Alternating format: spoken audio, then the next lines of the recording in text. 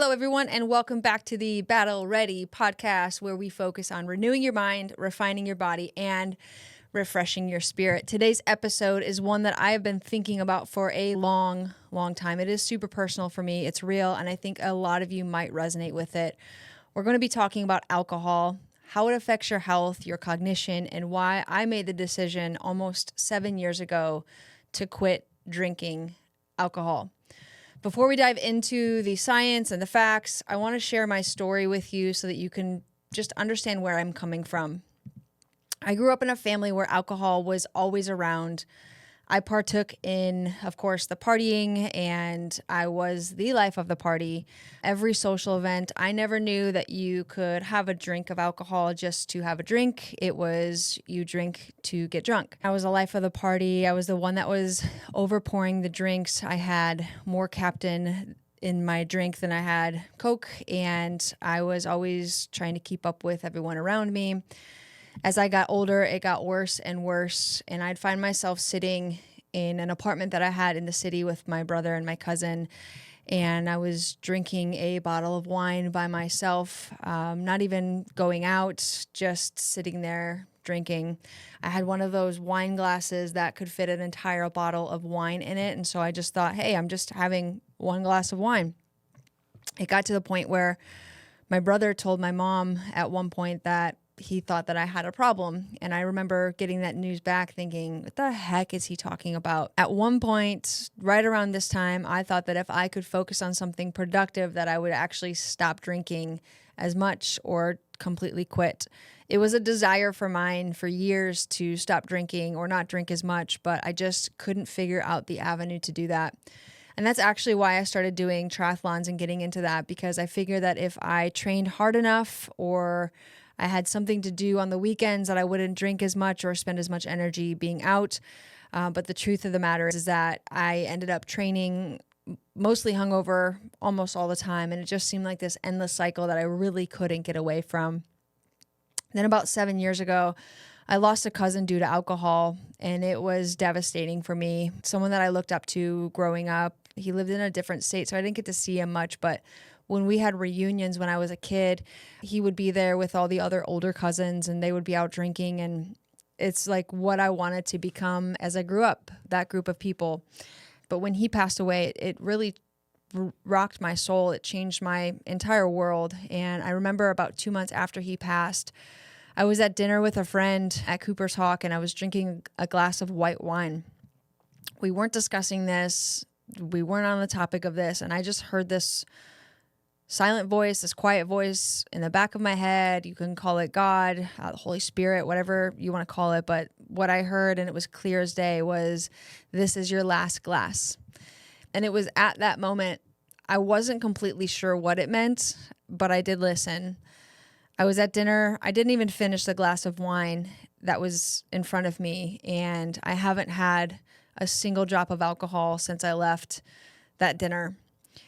Since that night, I had a strong conviction that alcohol is no longer a part of my life. I stopped drinking, I stopped partying, and I can tell you this much, I have not touched a drink of alcohol since then. I even went to Italy that year afterwards, and wine is a huge deal there. You have it with every meal, you have it at lunch, you have it at dinner.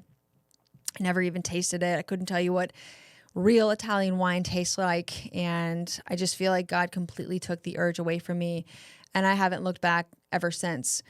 There's been some urges. There's been some times where I have social things that we're going to, and I'm the one that doesn't drink, and it does affect those moments sometimes. But I couldn't be more happy with the things that I've experienced not having to drink alcohol. There's not 1 ounce of me that wants to ever wake up hungover again. There's not 1 ounce of me that ever wants to experience what it's like to be out of control and drunk and wasted again. There's not 1 ounce of me that wants to experience the throwing up feeling that you have when you drink too much alcohol, either the night of or the morning after. And so I really just wanted to share my journey with you so that you know that this is a personal thing for me. And I've lost several family members because of alcohol. And every year when I share my story that on January 21st, I made it another year without having alcohol, there's not a year that's gone by that somebody hasn't reached out and said, your story has impacted my life. Your story is one of the reasons why I stopped drinking alcohol. And that right there is the main reason why I don't drink, because I know that on January 21st, I have to post something on social media to help change somebody else's story. And so I continue to not drink alcohol, but I want to share with you, I don't have a problem with people that do drink alcohol. I have a lot of friends that drink alcohol, family members that still drink alcohol. I've gotten to the point now that I can be around them and I don't have issues with it. Like, it's their story, it's their journey. I'm never going to push my agenda onto you or onto them. And I have learned to love myself and still have fun and still be exciting even without the alcohol. So now that I've shared my journey, let's dive into what alcohol really does to your body. And we've all heard the warnings, but I really want to get into the details because it is important to understand the full picture. When you drink alcohol, your liver is the first organ to suffer. Its job is to filter out toxins from your blood. Over time, heavy drinking can lead to fatty liver disease, which is definitely reversible at first, but you can progress into cirrhosis, which is scarring of the liver, and that is permanent and it's life-threatening. But the liver isn't the only organ that takes a hit. Your heart, your pancreas, and your stomach are also affected. Drinking alcohol increases your heart rate and raises your blood pressure, leading to higher risk of heart disease and stroke. Your pancreas, which regulates blood sugar, also struggles to keep up, making alcohol a major risk for developing type 2 diabetes. When I was still drinking, I used to think it's just a glass of wine. How bad can it be? But over time, I noticed that my body felt more sluggish, and it wasn't until I quit that I realized how much alcohol was holding me back physically, and my energy levels improved dramatically after I stopped drinking. Alcohol also wreaks a havoc on your digestive system. It irritates the stomach lining, increases acid production, and can lead to ulcers and chronic inflammation. This is one of the reasons why people who drink heavily often suffer from GI issues. Beyond that, alcohol impacts your eating habits. It lowers your inhibitions and weakens your brain's ability to control cravings. You've probably experienced it. After a night of drinking, you're more likely to reach for junk food or make poor food decisions. Alcohol messes with your blood sugar, which is why sugary snacks and greasy foods seem so appealing after drinking. Now let's shift to your brain. Alcohol has powerful effects on your brain, specifically the neurotransmitters that regulate mood, decision-making, and memory. At first, alcohol boosts dopamine, that feel-good hormone, which is why the first drink makes you feel so relaxed and euphoric, and it's just like this comforting feeling that you have. But the problem is that your brain tries to rebalance itself by reducing the production of dopamine over time. This is why regular drinkers often feel depressed and anxious when they're not drinking. You get the shakes and the I need to go drink type of a feeling. This leads to a vicious cycle of using alcohol to feel better when actually it's worsening their mental health in the long run. Chronic drinking can lead to cognitive decline, memory loss, and increased risk of developing dementia. Alcohol damages the brain's hippocampus, which is the region that is responsible for memory and learning. Studies have shown that heavy drinkers have a higher risk of early onset dementia, with the brain physically shrinking over time due to the alcohol abuse. For me, quitting alcohol was like lifting the fog off of my brain. I didn't even know I was living in this. The mental clarity, the focus, it all came rushing back. And looking at the science, it makes sense. I just didn't even know it was happening. Alcohol literally hijacks your brain's ability to function at its best.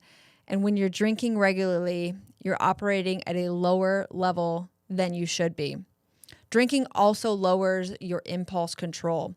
This is why some people find themselves smoking when they drink. And even if you're not a regular smoker, you tend to smoke while you drink.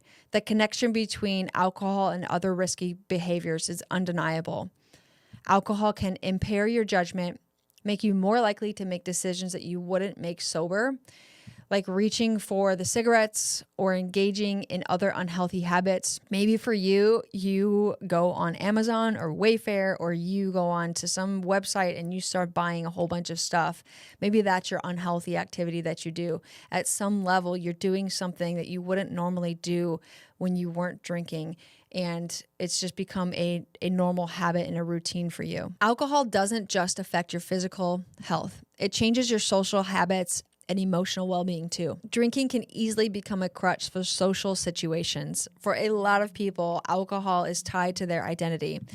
Whether it's being the life of the party or using it to relax at the end of the day, I was that person. I was the life of the party, the one overpouring the drinks, the one keeping the energy going. But behind closed doors, I was drinking alone. I wasn't going out, and my brother saw that. I didn't want to admit it, but deep down, I knew he was right. For years, I knew I wanted to make a change in my drinking habits. I just didn't know how. Drinking can also lead to anxiety and depression. Many people use alcohol as a way to cope with their stress or escape their problems. But alcohol is a depressant. It numbs your emotions just temporarily, but once it wears off, your problems feel even heavier. Alcohol also disrupts your sleeping, which only adds to mental health struggles.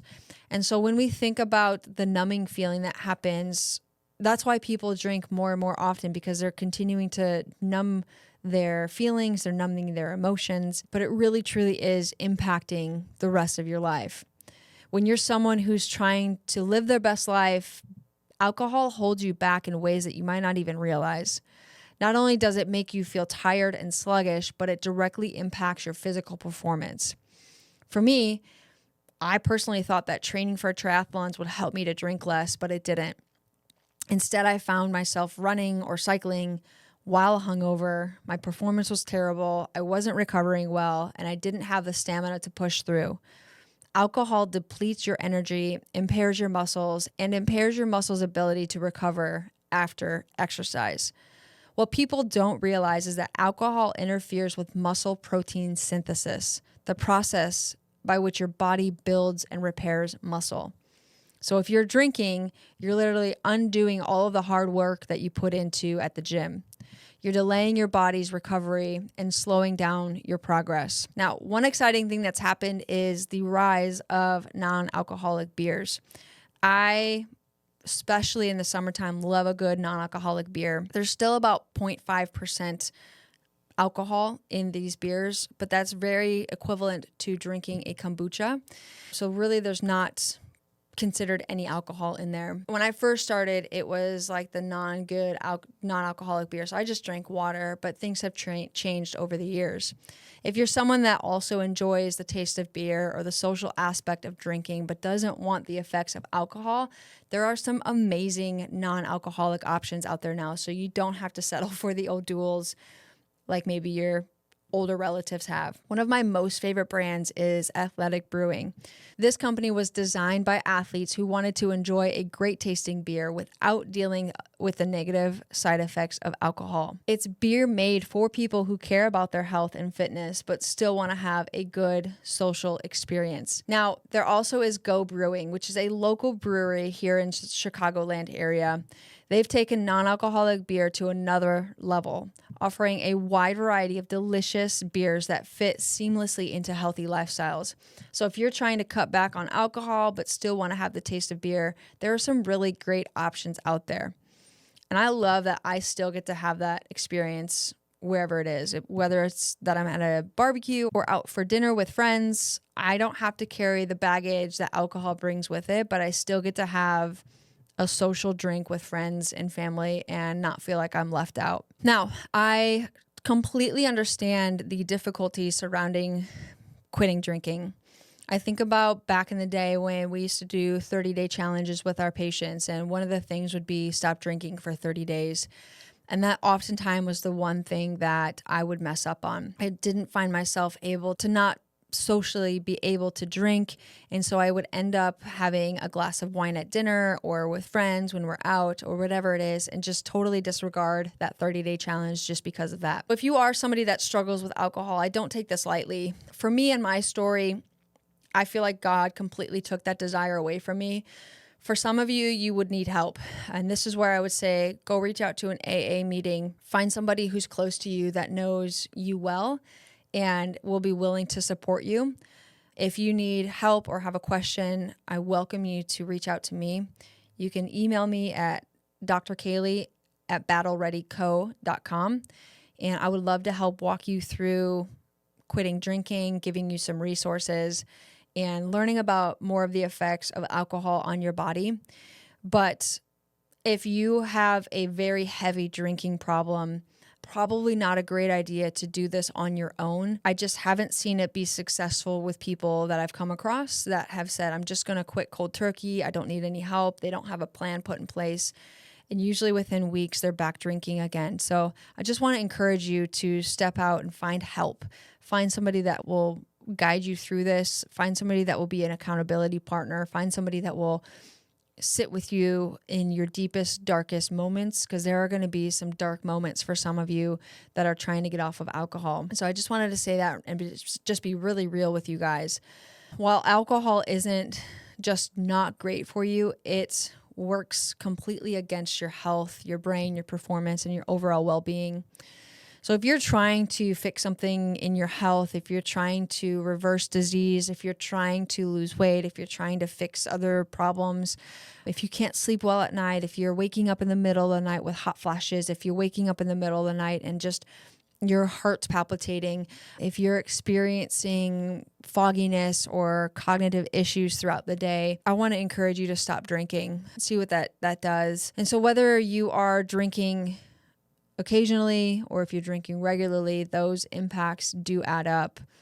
They affect your heart, your liver, your brain, and even your mood and emotions suffer. The good news is that it's never too late to make a change. For me, quitting alcohol was just the beginning of a new chapter, one where I felt more alive, more clear-headed, and I had more control in my life. If you've ever wondered if alcohol is holding you back, I challenge you to take a step back and evaluate its role in your life. Is it helping you reach your goals? Is it standing in the way? I also want to challenge you to don't drink for a week and see what happens. See what happens to your mind and your body. See if you have a craving. See if you can get through the week. See if you struggle with it. See if it's something that's a crutch for you to get through the weeks. And if it is a moment where you have to use alcohol to get you through something, or it's something that winds you down or gets you to the next day, then probably it's a sign that there's some sort of even if it's a minor issue with alcohol that needs to be addressed. So I'd love to hear your thoughts. I'd love to hear your own struggles. You're welcome to email me if they're super personal for you. If you've ever thought about quitting or cutting back and you just haven't, let me know. I'd love to hear things on our Instagram in the comments below. I'd love for you to share your story on our podcast page or our YouTube page.